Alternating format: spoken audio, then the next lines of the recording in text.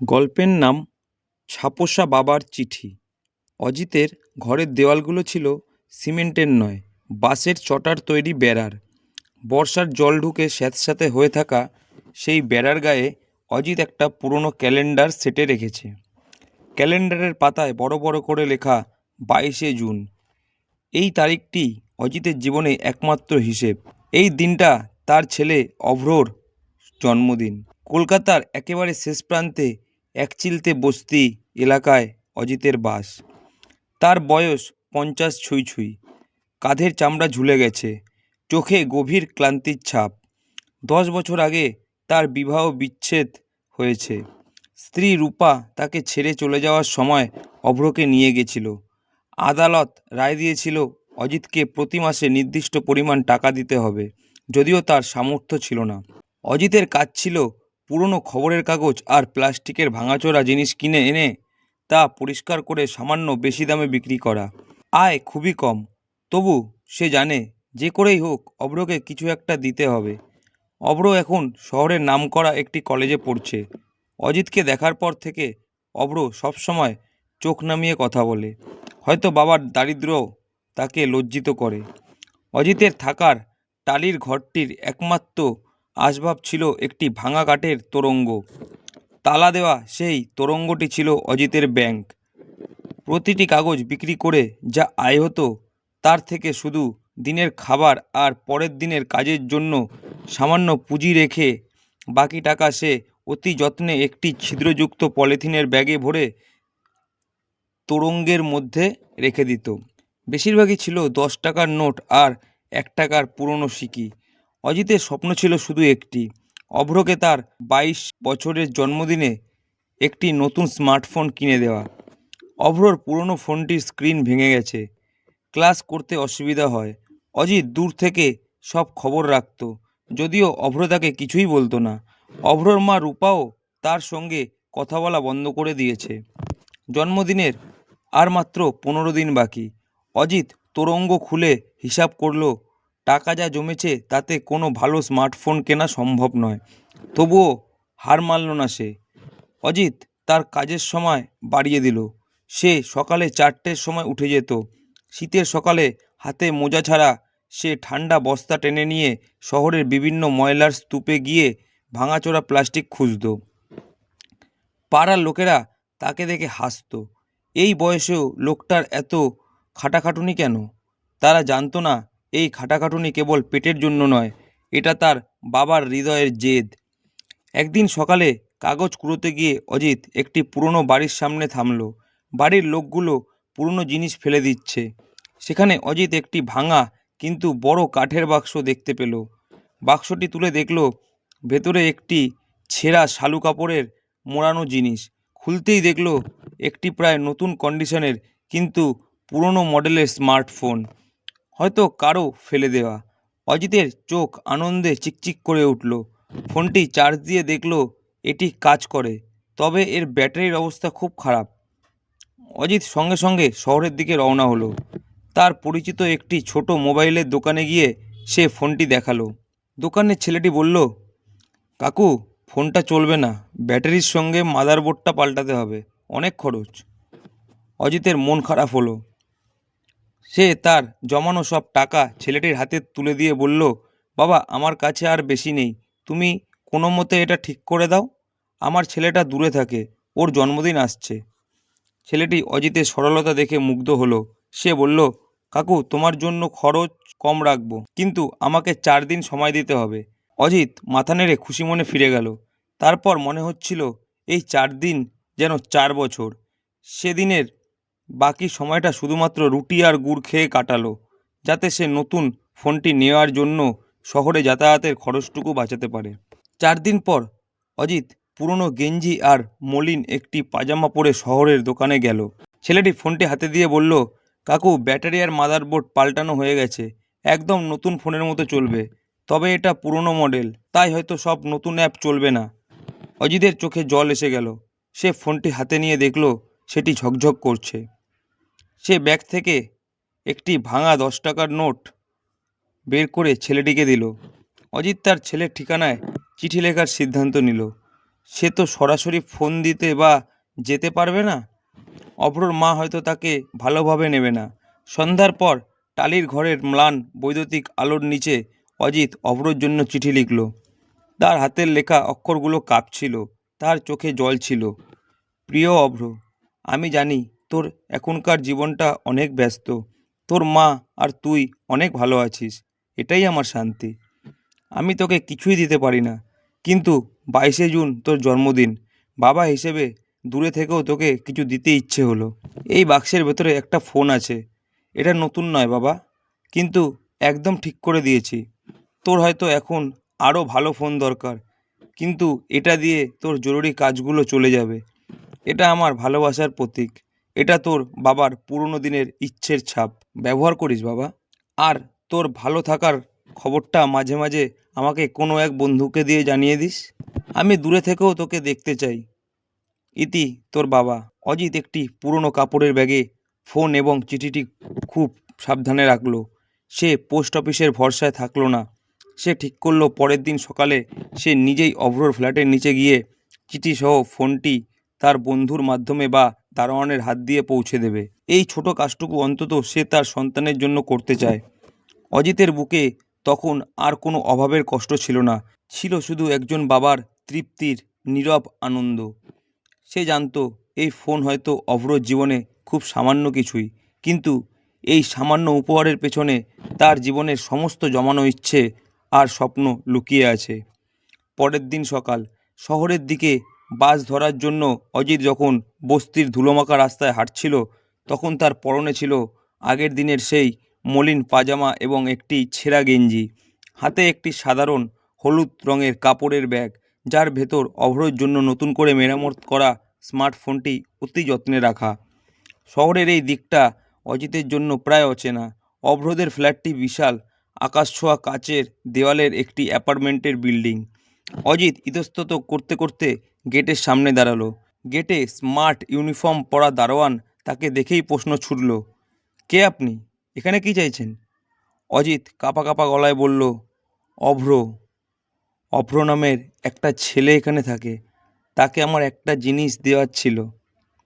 দারোয়ান অজিতের ক্লান্ত শরীর, জীর্ণ পোশাক এবং হাতের নোংরা কাপড়ের ব্যাগ দেখে তাকে প্রবেশ করতে দিল না। এখানে ঢোকা মানা। আপনি যার কথা বলছেন তিনি একজন সম্মানীয় ব্যক্তি। কোনো জিনিস থাকলে আমার কাছে দিন, আমি পৌঁছে দিচ্ছি। অজিত দ্বিধায় পড়ল।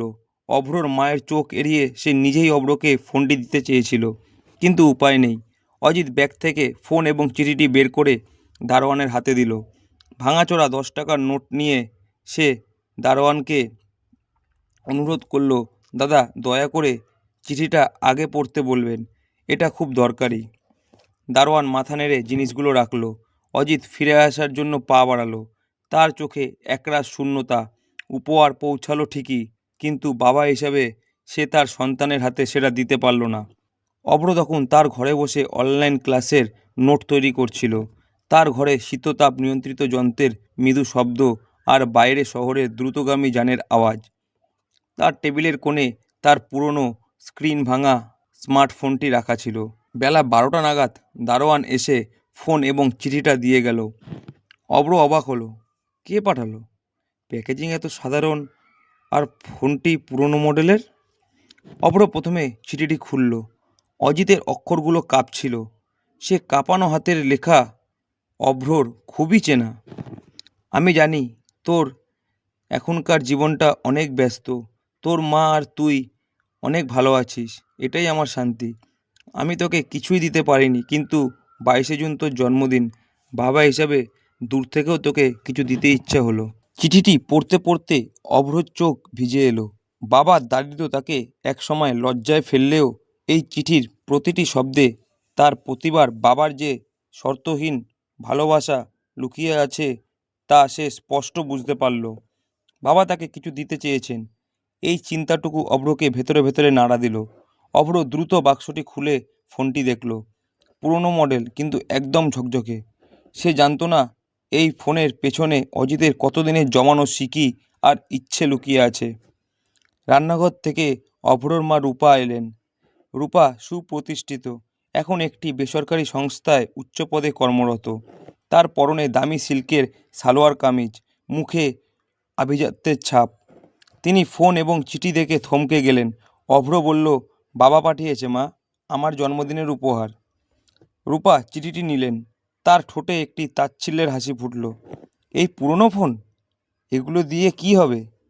আমাদের কি এতই অভাব যে এই ধরনের ভাঙাচোরা জিনিস ব্যবহার করতে হবে? অভ্র বলল, কিন্তু মা, বাবা চেষ্টা করেছে। তুমি তো বাবার পরিস্থিতি জানো। রূপা তীব্রভাবে বললেন, পরিস্থিতি? ওর দায়িত্ব ছিল আমাদের ভালো রাখা, ও সেটা পারেনি। আর এই ফোন দিয়ে ওর নিজের দায়িত্ব এড়াতে চাইছে।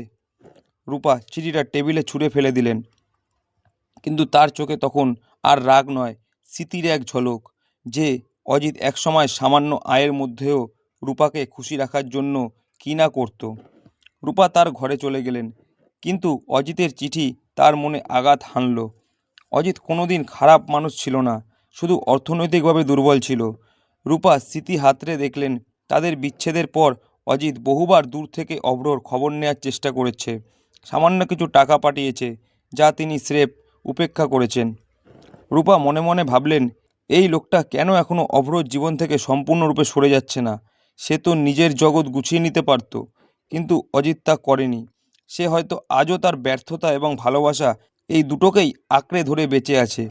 রূপা তার ড্রয়ার থেকে একটি পুরনো কাঠের চুড়ির বাক্স বের করলেন। বাক্সের নিচে একটা হলুদ হয়ে যাওয়া ছবি, হাসি মুখে দাঁড়ানো অজিত, তরুণ রূপা এবং কোলে ছোট্ট অভ্র। সেই সময় তাদের জীবনে অভাব ছিল, কিন্তু অজিতের চোখে ছিল অপার ভালোবাসা। রূপা বুঝতে পারলেন, অজিত আজও সেই মানুষটাই আছে, কেবল তার পকেট শূন্য। সেই রাতে রূপা অভ্রর ঘরে এলেন। অভ্র তখন পুরনো ফোনটি বন্ধ করে বাবার পাঠানো ফোনটি হাতে ধরে দেখছিল। রূপা বললেন, বাবা, তুমি ওই ফোন ব্যবহার করবে না, আমি তোমাকে একটি নতুন ফোন কিনে দেবো। অভ্র মাথা নাড়ল, না মা, আমি এটাই ব্যবহার করব। তুমি বাবার কষ্টটা বুঝবে না? অভ্র শান্ত কিন্তু দৃঢ়ভাবে বলল, মা, এই ফোনটা পুরনো হতে পারে, কিন্তু এটা বাবার জীবনের সমস্ত জমানো ইচ্ছে। বাবা নিজেকে কষ্ট দিয়ে এটা ঠিক করিয়েছে। আমি এটা ফেলে দিলে বাবার কষ্ট হবে। আমি জানি বাবা দূরে থেকেও সবসময় আমাদের ভালো চেয়েছে। অভ্রর এই কথায় রূপা স্তব্ধ হয়ে গেলেন। তার মনে হলো তার দাম্ভিকতা এবং জেদ অজিতকে নয়, বরং তাদের মাঝের সম্পর্ককেই দূরে সরিয়ে দিয়েছে। রূপা পরদিন সকালে তার অফিসে গেলেন। তিনি কাজে মন দিতে পারছিলেন না। অজিতের ক্লান্ত শরীর আর দারোয়ানের হাতে দেওয়া ফোন, এই দৃশ্যগুলো বারবার তার চোখে ভেসে উঠছিল। তিনি জানতেন অজিতকে তার প্রাপ্য সম্মান দেওয়া হয়নি। রূপা দুপুরের দিকে একটি সিদ্ধান্ত নিলেন। তিনি অজিতের ঠিকানায় গেলেন। টালির দেওয়ালের সেই বস্তি এলাকা খুঁজে পেতে তার বেশ কষ্ট হলো। যখন তিনি অজিতের ঘরের সামনে পৌঁছালেন, তখন দেখলেন অজিত ঘেমে নিয়ে একটি ভাঙা প্লাস্টিকের বালতি মেরামতের চেষ্টা করছে। তার পাশে রুটি আর গুড় মাখা। অজিত রূপাকে দেখে হতবাক হয়ে গেল। সে দ্রুত উঠে দাঁড়ালো। রূপা, তুমি এখানে? রূপার চোখে জল। তিনি বললেন, অজিত, অভ্র তোমার পাঠানো ফোনটা ব্যবহার করছে। ও খুব খুশি হয়েছে। আর এই নাও, তোমার জমানো টাকা আমি দিতে পারিনি, কিন্তু এটা নাও। রূপা একটি 500 টাকার নোট অজিতের দিকে এগিয়ে দিলেন। অজিত হাত গুটিয়ে নিল। না রূপা, আমি এটা নিতে পারবো না।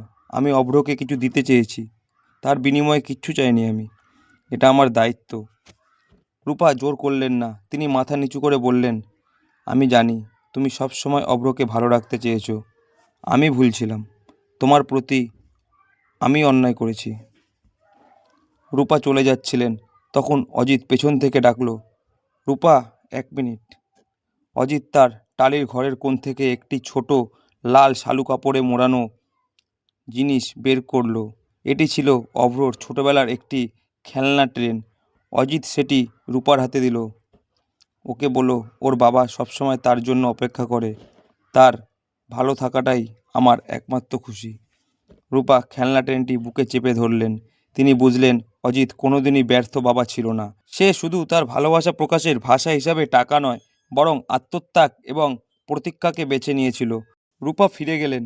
অজিত জানতো তার অর্থনৈতিক অবস্থা হয়তো পাল্টাবে না, কিন্তু আজ তার সন্তানের কাছে তার বাবার হৃদয়ের স্বীকৃতি পৌঁছেছে।